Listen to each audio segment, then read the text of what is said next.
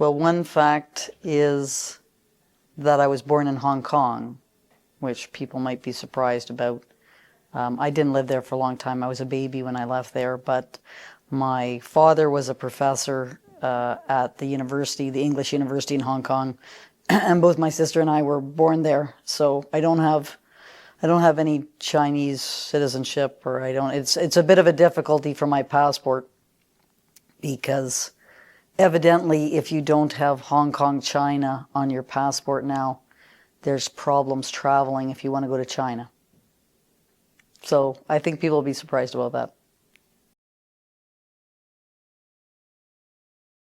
I'm not off the clock very much, I have to admit, but I do like to downhill ski, so I like to go out to the mountains and downhill ski, spend the day there, and just exercising and reading in the mountains. That's my major source of enjoyment. I guess I would be a travel writer, so that would give me an opportunity to travel to a lot of different places and meet new people, new cultures, and be able to communicate my thoughts on the nature of those cultures and the various aspects of their societies to people. So I could kind of combine two things I like doing, which is writing and traveling. I'm very grateful for this opportunity. It's a bit difficult when you are in the position that I'm in, which is people constantly opposing you, trying to stop you from speaking, trying to prevent your work from being published, to have people understand that this is not some kind of negative thing that's occurring, but it's actually attempting to tell the truth in society, and this is a serious problem that we're facing. So I'm very pleased about it from a personal standpoint, but probably from a more social position, I'm happy because it gives publicity to the circumstances that we are currently facing in Canadian society, which is people are not able to say what they think is true anymore. They come under serious attack in certain circumstances. And so I think that the award will allow me to raise the alarm about the terrible circumstances that are happening in universities. That's where I've experienced them. But we're now seeing the universities have an influence on what happens in society. So we're seeing those similar problems start to have an impact on just people being able to discuss things within the wider society.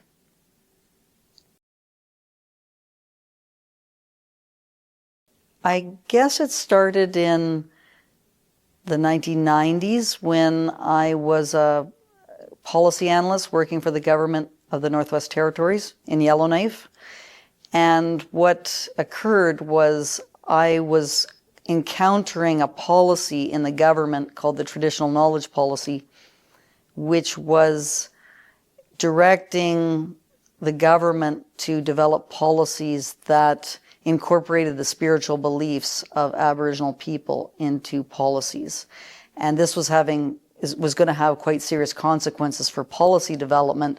And what I was looking at the time was the environmental assessment process. And so with environmental assessment, one has to understand what the possible impacts are going to be on whatever industrial development are occurring. And what was happening was that in order to get the Aboriginal groups to cooperate with the development that was happening, they were being essentially bribed with these contracts for traditional knowledge. But because the traditional knowledge included spiritual beliefs, it could mean that anything that a Aboriginal person said could be accepted as knowledge, and I thought this would have serious consequences. And so Albert Howard and I wrote a piece about this as private citizens in the journal Policy Options, and as a result of that, I was disciplined by the government of the Northwest Territories for being disloyal to the government, because that was their policy. So at the time I thought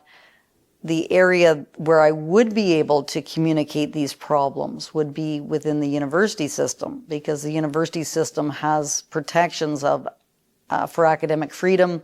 So if you are exploring ideas and communicating them with evidence and making arguments, you should be protected in the university system for making these arguments. And so I knew from the very beginning when I started to get my PhD that protecting academic freedom was very, very important, because it was the one sort of area in Canada where one wouldn't have to be afraid that what was being said could result in you having repercussions in terms of being able to keep your job.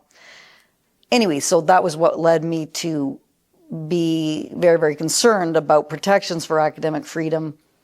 And then as I went through my academic career, what I discovered, and I started out at Mount Royal University in 2008, and Mount Royal University at that time was it was an institution that was concerned a great deal about academic freedom, because it was making a transition from a college to a university.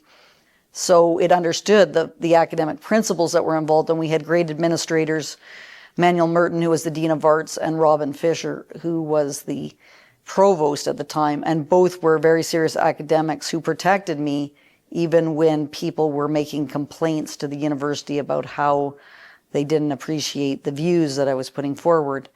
And gradually over time, I watched the university being destroyed and academic freedoms not being protected.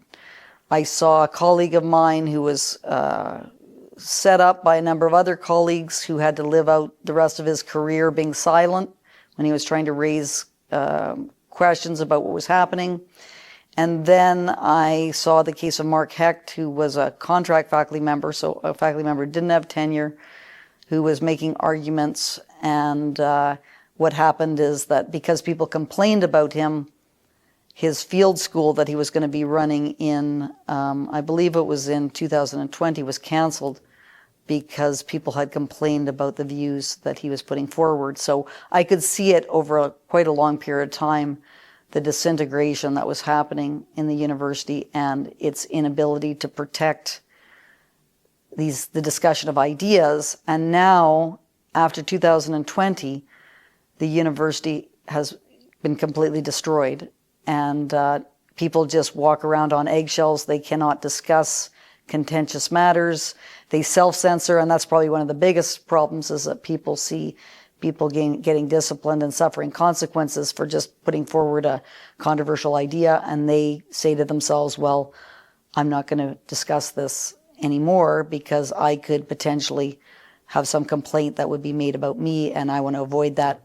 And so we really have a whole list of ideas that are pretty much off limits in the university, and that's because academic freedom is no longer protected in the university system.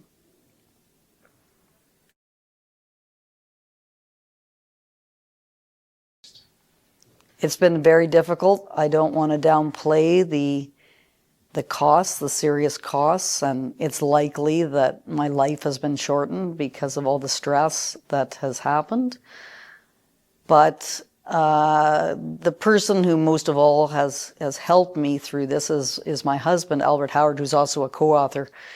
And I used to have a lot of problems if I thought something was not correct and I wanted to speak out, because I was nervous that I would be attacked and people wouldn't appreciate my views and I could suffer some kind of reprisals.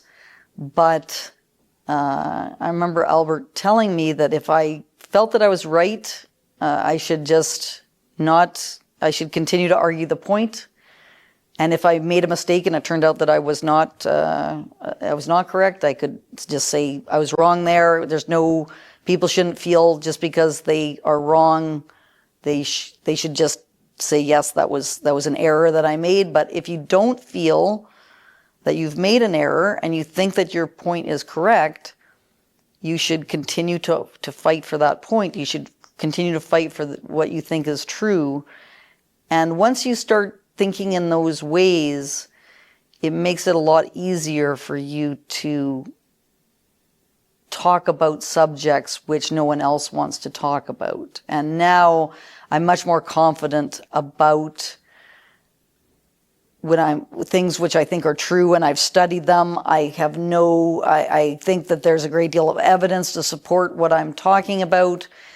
Certainly there could be pieces of information that are missing, but at this time, I can tell you that it is highly improbable that the remains of 215 children have been found at the Kamloops Indian Residential School, and despite of everyone trying to stop people from talking about this, I will not stop making that point until I'm given evidence to the contrary. The same goes for another really contentious issue in the universities, which is whether people can change sex. So is it possible for a person who's born male to actually be a woman? And that is not, that there is just no evidence that this is possible. According to all biological facts, this is not going to be able to happen.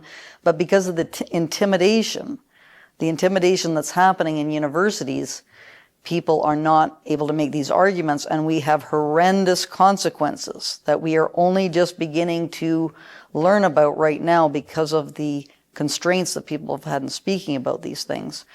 The other thing that's helped me a lot is my colleagues, a number of colleagues at Mount Royal University, Sinclair McRae, a philosopher, Bob Udall, a psychology professor, Kirsten Kramer, criminologist, Elaine Mullen, English professor, just numerous people who, and there's others too who I've probably left out, but and some who probably wouldn't want to be mentioned. They have, being ostracized themselves. They have stood up in certain circumstances, have defended my position, but unfortunately, I should mention Paul Johnson as well, who's a earth and environmental science professor. Even though they are not appreciated for defending me, they have done so, and that really helps a lot as well. And I also am a board member for the Society for Academic Freedom and Scholarship, so I have a large network of people who are academics who understand the importance of evidence, logic, reason, being able to make arguments that are unpopular in the university. So having the social connections that I do has been very helpful to me in being able to continue on this path. I think universities are in terrible trouble. I cannot overemphasize this enough. I think the public doesn't really understand the importance of universities. They think it is sort of esoteric discussions that go on that are separated from the real world. But people have to understand that the knowledge that is created and disseminated in universities is, first of all, the knowledge that we use for things like the medical system. As well, the universities often train professionals, people who go and take positions in different organizations, get their education from universities. And as well, universities are, sort of the bulwark against authoritarianism. And that's what you see when you see authoritarian regimes start to take hold in a country. The universities are the first that come under control by the authoritarian regime, and this is where we are going now with the universities. So I think there are terrible problems in the universities that people should be sounding the alarm about, and people should be putting pressure on the political system to try to change. In terms of how to address these problems, there's many things. There's very easy fixes that can be done.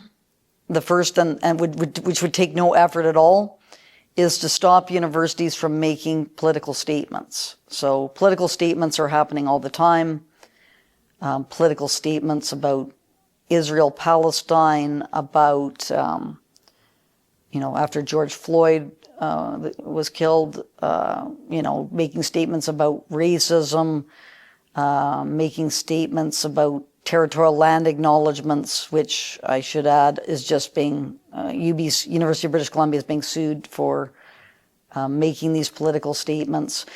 And this has been talked about since the 1960s as being a serious problem for universities. And it was the University of Chicago with the Kelvin report that there was some pressure to oppose the Vietnam War, and the president of the University of Chicago at the time said the university shouldn't be taking a position on this political matter, because if we do, it gives a signal to the professors and the students in the institution that that's the right way to think about an issue. And universities are not meant to do that. They are meant to create a forum whereby people can come together and try to figure out what's true and what is the right way to proceed. And so that's the easiest thing that universities can do. Just stop making these political statements. Other things that are very important is taking back control over the unions. The unions have been captured by what is called equity, diversity, and inclusion ideology, which is an idea that there should be proportionate representation of various groups that are perceived to be oppressed in the university system. And in order to retain those members of those groups have to feel that they belong.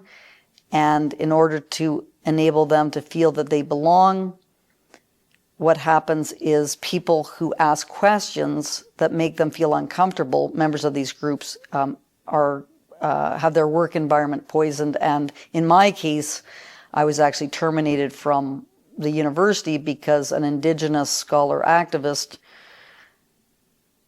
did not appreciate me asking questions about whether Indigenous science was science.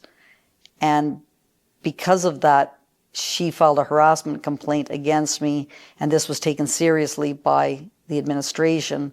So because she was seen as a prized asset who had to be retained in the university, one couldn't ask questions that made her upset. And this is a serious problem in a university if you have that being a concern, because often ideas which are true are unpopular, and in order to be able to pursue the truth, you need to be able to ask questions, and to be prevented from asking questions is a terrible situation, which is happening all the time in universities. And I think now, because the system is so corroded, the best mechanism that we have is a method which is called spectrum street epistemology, which has been put forward by the philosophy professor who was a professor at Portland State University, whose name is Peter Boghossian. And because what happens in universities now is that you will not be granted space to be able to give a talk that people complain about, what you can do is you can just bring in these mats which say agree, strongly disagree, neutral. You can put those mats out in a hallway anywhere on campus, and you can have a claim. For example, at the University of Ottawa, where I'm going to on June 10th, we have the claim, people are born trans, or people can be born trans. That's the claim. And you can either agree with that or disagree with that, or you can be neutral. You're not sure what the answer to that question is. But what it does is it allows that conversation to take place at the university. And until now, these conversations are not taking place because of the self-censorship that is occurring. And spectrum street epistemology is a way to break down that problem of self-censorship in universities. So I think that is a very, very good path, a good way forward. And I'm hoping to bring that method to universities across the country.